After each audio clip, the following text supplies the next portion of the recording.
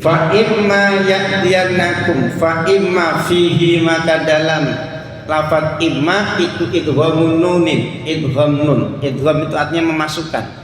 Idgham itu artinya memasukkan. In syartiyah.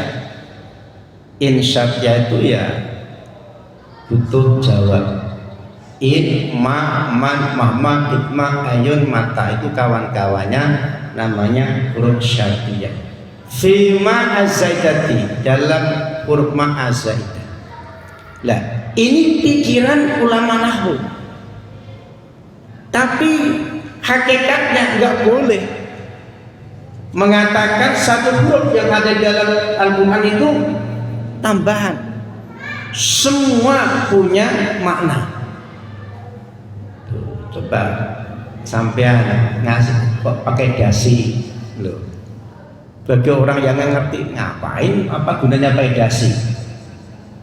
Membawa beberapa anak cucu, keturunan atau dzurriyyah, keturunan. Maka sampai turunan-turunan Nabi Adam dan Hawa semua ada di permukaan bumi. Setelah Nabi Adam dan Ibu Hawa diturunkan fatalaqqa, kemudian bertemu, berjumpa. Siapa Adam? Adam ini kalau dalam kamus itu artinya orang yang pertama kali Allah ciptakan. Mirabbihi, dari Tuhannya, yaitu Allah. Rabbu Adam, Rabbuna, Tuhannya Nabi Adam ya Tuhan kita. Tuhan kita ya Tuhannya Nabi Adam. Bertemu kalimatin, beberapa kalimah. Kalimah itu kalau dalam ilmu nahwu itu lafaz yang mempunyai arti. Alhamahu, telah memberikan ilham. Siapa Rabb kepada Nabi Adam, iyaha, itu kalimat. Jadi tidak semerta-merta Nabi Adam dan keturunan-keturunannya bisa berdua sendiri, bisa berpikir sendiri, tidak. Tapi Nabi Adam dan keturunannya bisa berpikir, oh begini, oh begitu. Itu karena dapat ilham dari Allah. Maka dulu saya pernah dikasih amalan namanya Allahumma rzuqna fahman nabiyyin wa hifdzal mursalin wa ilhamal malaikatil muqarrabin. Ya Allah, berilah kami rezeki pemahaman seperti pemahamannya para nabi, hafal seperti hafalnya para rasul, dan ilham daripada para malaikat. Ya, malaikat enggak ada yang belajar, bisa. Ya. Jadi bapak-bapak yang dari sini bisa kita ambil,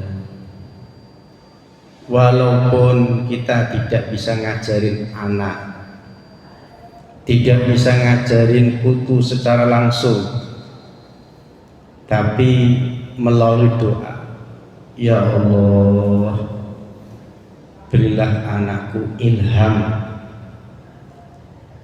berilah cucuku ilham malaikat muqarrabin. Kalau memang betul-betul kita sebagai orang tua yang makanannya halal, makanannya halal, sering menjaga lisan, sering menjaga mata, sering menjaga telinga, dan sering menjaga di antara lutut dan pusat. Doa kita yakin akan diterima oleh Allah. Makanya nggak kurang-kurang bapaknya nggak bisa ngajar, anaknya bisa ngaji. Ada nggak Pak? Bapaknya nggak pernah ngajar, termasuk saya ini, Mbak, nggak pernah ngajarin anak.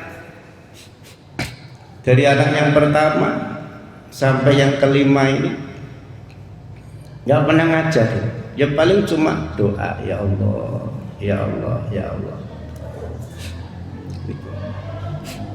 Lah, mumpung bapak-bapak ini masih hidup, jangan pernah berhenti mendoakan, jangan pernah putus asa mendoakan anak cucu. Itu perjuangan. Jadi perjuangan itu ada yang berbentuk digoda anak. Kalau saja Nabi Adam salah, mau mengakui dirinya zalim, maksud iya kita malu. Pernah nggak Bapak bilang, ya Allah aku zalim, dulu ketika SMA aku nggak sholat terus, ya Allah aku dulu pernah zalim ketika kuliah subuh kesiangan terus. Makanya cerdas itu Pak ada dua. Ada cerdas secara intelektual, dia misalkan kimianya nilainya 9, subuhnya bangun jam 9, itu namanya cerdas intelektual.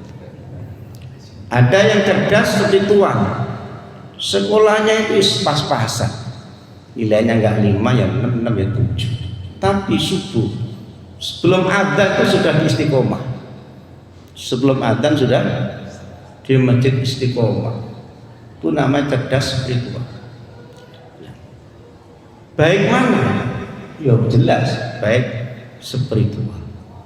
Makanya kita jangan gampang terlena bahkan tertipu dengan kecerdasan anak-anak kita, tapi bodoh dalam ketuhanan yang Maha Esa.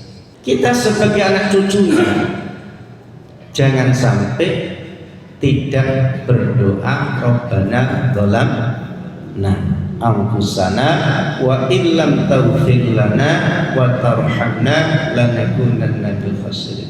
Sebenarnya doa ini mengandung rayuan. Apa rupanya? Wa illam tastaghfir lana, yaitu rayuan.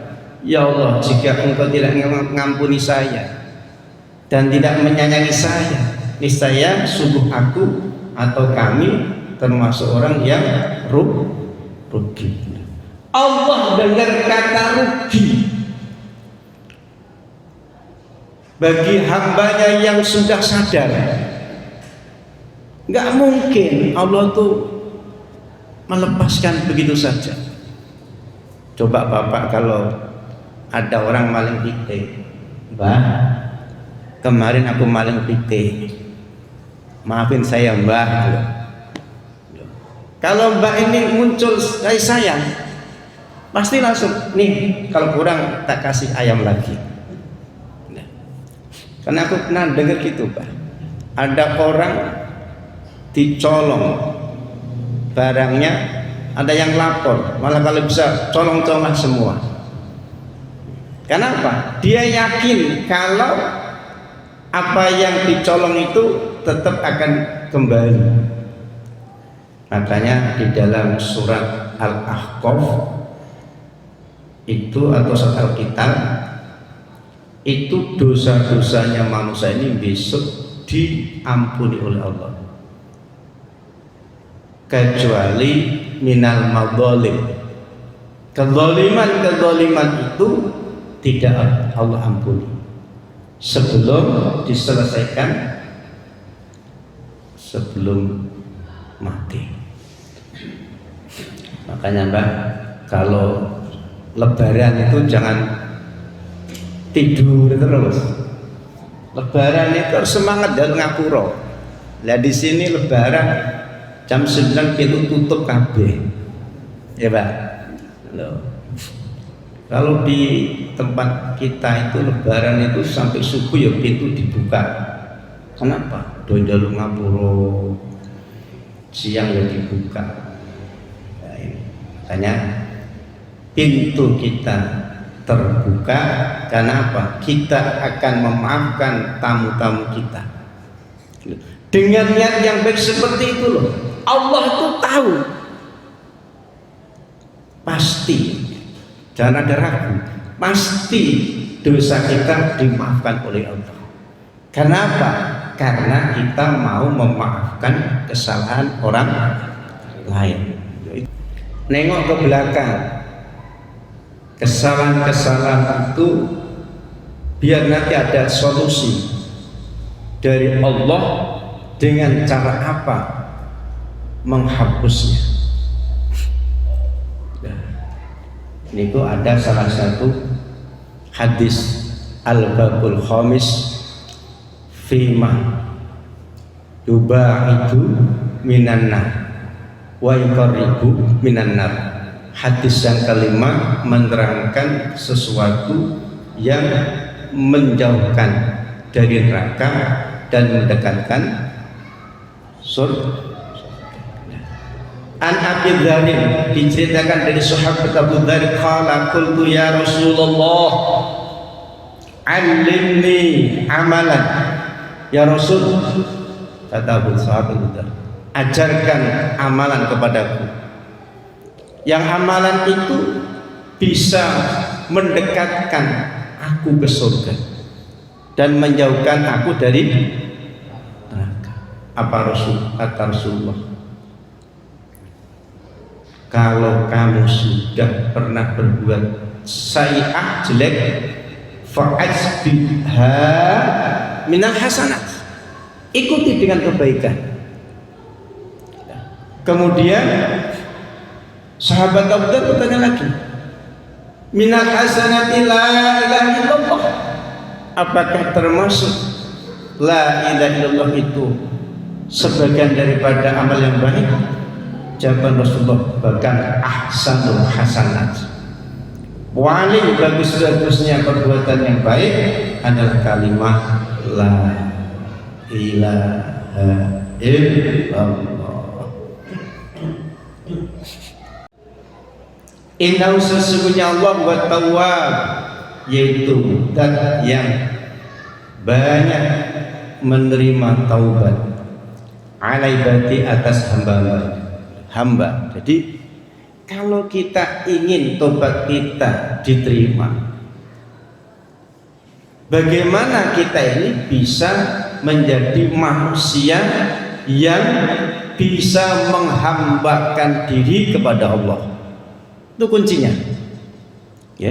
Jadi kalau kita ingin tobat kita diterima, bagaimana? Yaitu diri kita ini harus bisa menghambakan diri kepada Allah. Coba zaman penjajahan kayak apa? Coba seorang buruh, seorang buruh itu dapat 70.000 lebang tebu, sampai seperti itu. Salah sedikit dimarah-marah. Allah yang penting kita bisa menghambakan. Padahal Allah la mahalata fil wujud, pasti adanya Allah. Wujudul haq, wajibul wujud huwa Allah. Yang wajib adanya hanya Allah. Tapi kan kadang kita nih Pak, lagi susah sedikit, Allah itu kadang sudah nggak ada. Ya ini yang bahaya. Atau sebaliknya, ketika kita senang sedikit, Allah sudah tidak ada. Seakan-akan kebahagiaan itu perjuangannya sendiri tanpa ada Allah. Atau sebaliknya, ketika kita pusing, ini seakan-akan pusingnya itu dirinya sendiri tanpa ada Allah. Ini kesengaja. Makanya suka maupun duka Allah tetap ada. Paham ya? Nah, ini kadang kan aku ini nah ini salah kabeh. Makanya besok didongkrak sama Allah, sama malaikat, dibelah-belah di mana titik ketuhanan yang ada di diri seseorang. Bismillahirrahmanirrahim. Ar-Rahim, yang Maha Penyayang bimbingan ibad. Jadi nggak usah pusing-pusing. Apalagi bapaknya sudah tua, sekalipun istri loh sudah nggak nganggep lagi, nggak perlu pusing. Memang yang punya sifat sesungguhnya sayang itu Allah. Kalau istri itu dikasih Pak, maka dalam ayat wa ja'ala bainakum mawaddata warahmah, siapa yang ngasih itu? Allah. Maka ketika Allah sudah nyabut sayangnya, ada istri yang ngomel terus lah. Makanya diminta lagi sama Allah, ya Allah, kembalikan ya Allah rahmat yang sudah Kau berikan kepada istriku, mawaddah, cinta yang sudah Kau berikan kepada istriku saat mangkat anyar itu, agar kesalahan-kesalahan itu diingat selalu, jangan sampai terulang kembali. Kenapa? Nasibnya ya tadi ada sanksinya. Hakimun. Jadi kalau sudah ada Asmaul Husna Hakimun, bagi itu ada fi sun'ihi. Allah Maha bijak fi sun'ihi, dalam perbuatannya. Apa yang Allah ciptakan pasti ada hikmahnya. Makanya Allah itu Pak senang melihat kita sedang susah maupun sedang senang kalau ada ilmunya. Kenapa? Karena hakimun fi sun'ihi, Allah Maha bijak dalam ciptaannya, dalam perbuatannya. Besok mati, sekarang mati, sekarang mati, besok mati. Seperti apa? Jadi akhirnya apa? Positif itu. Akhirnya apa?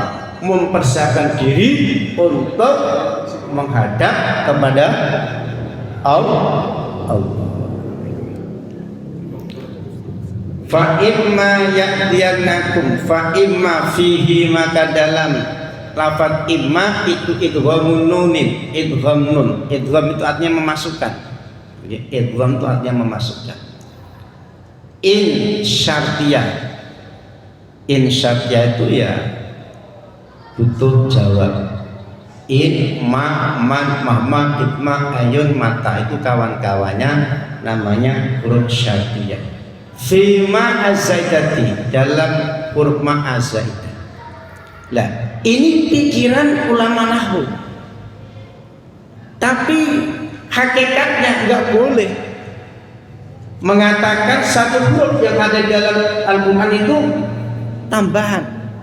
Semua punya makna. Tuh, coba sampean ngasih kok pakai dasi loh. Bagi orang yang nggak ngerti, ngapain, apa gunanya pakai dasi? Tunjuk. Kita berupaya kitab wa rasulun, dan utusan. Jadi petunjuknya Allah jelas kitab.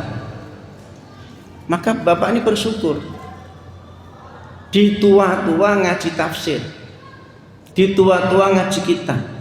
Ini menuntun jalan kemana? Ilallah. Bapak ini bersyukur Pak, bisa kumpul kiai, bisa kumpul ustaz.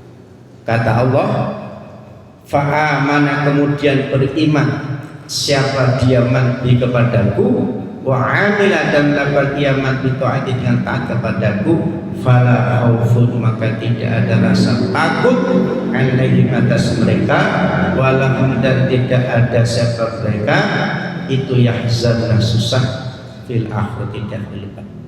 Simple dijelaskan, makin gamblang makin gamblang. Jadi ini Pak, fala khaufun alaihim wa la hum. Ayo kita praktekkan. Kenapa kok hidupku ada rasa takut, was-was, khawatir? Oh, berarti dengan kitab, dengan ngaji kurang, sama kiai kurang, sama ustaz kurang. Yang kafir siapa mereka, wakadzabu dan mendustakan siapa mereka bi ayatina dengan ayat-ayatku, kutubina beberapa kitabku, ulaika ashabun nar mereka adalah penghuni neraka. Coba. Tapi dalam tafsir dijelaskan puji itu ada 4, qadim li qadim, qadim li hadis li qadim, hadis itu semuanya milik Allah. Dalam Fatihah itu mengandung 4 ilmu. Oleh karena itu mudah-mudahan sedikit demi sedikit ini adalah bisa cukup untuk selalu kita sowan di sisi Allah Subhanahu wa taala setelah kita semua meninggalkan dunia ini. Amin ya rabbal alamin. Wallahu a'lam. Assalamualaikum warahmatullahi wabarakatuh.